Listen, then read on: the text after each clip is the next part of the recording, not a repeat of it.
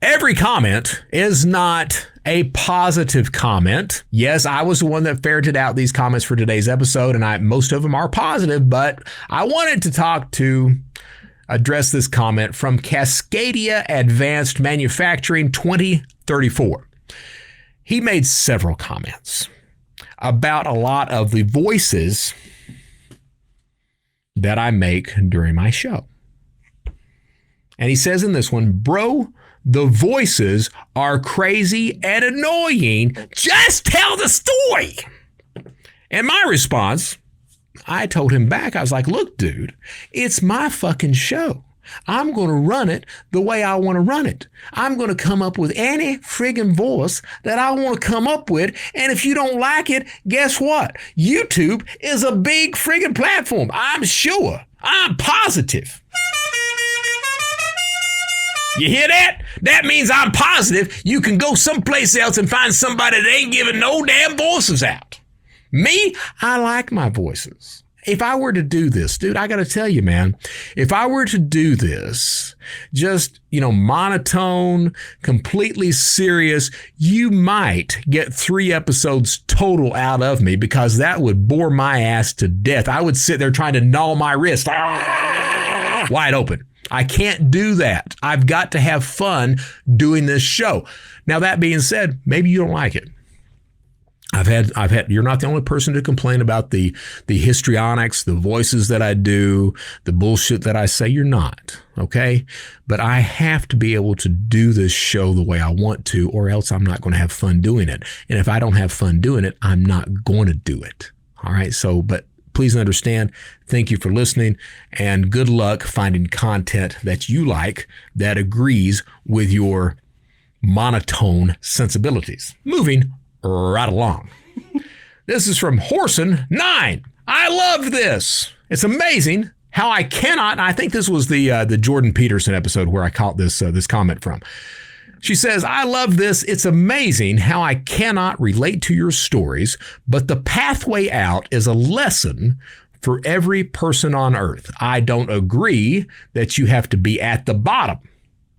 I think you can be at your bottom. I cannot tell you the number of times I had to support my son's tough times by simply reminding him that he dug the hole. Now the path out of that hole starts with putting up the ladder and stepping out one rung at a time. And it's his job to climb out.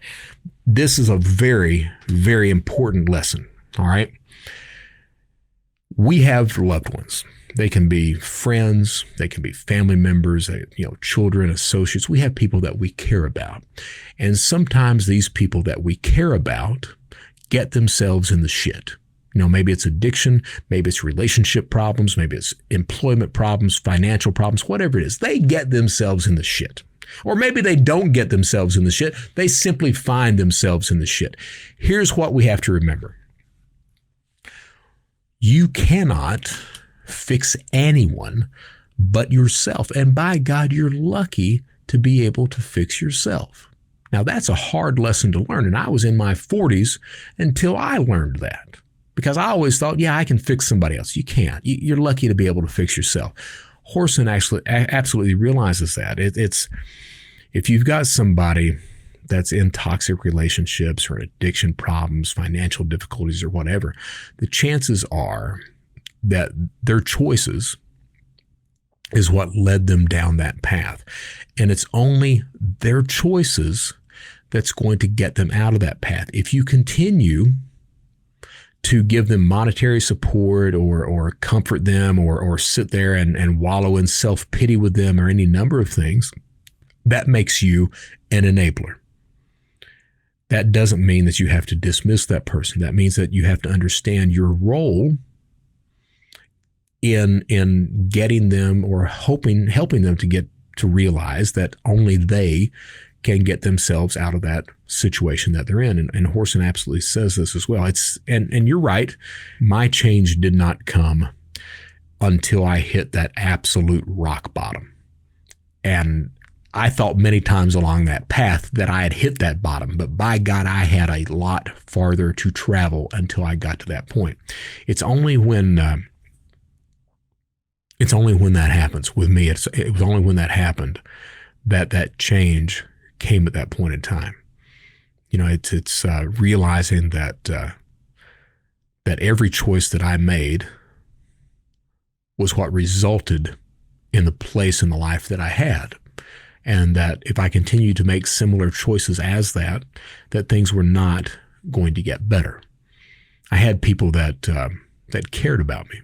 And I think that's one of the important things. That's absolutely what caused me to, or what helped me turn my life around. If I didn't have those people that cared about me and that continued to believe in me, I really don't think, even though I wanted to turn my life around, I don't think I would have been successful at that. And I think that's one of the things that Horson is alluding to there.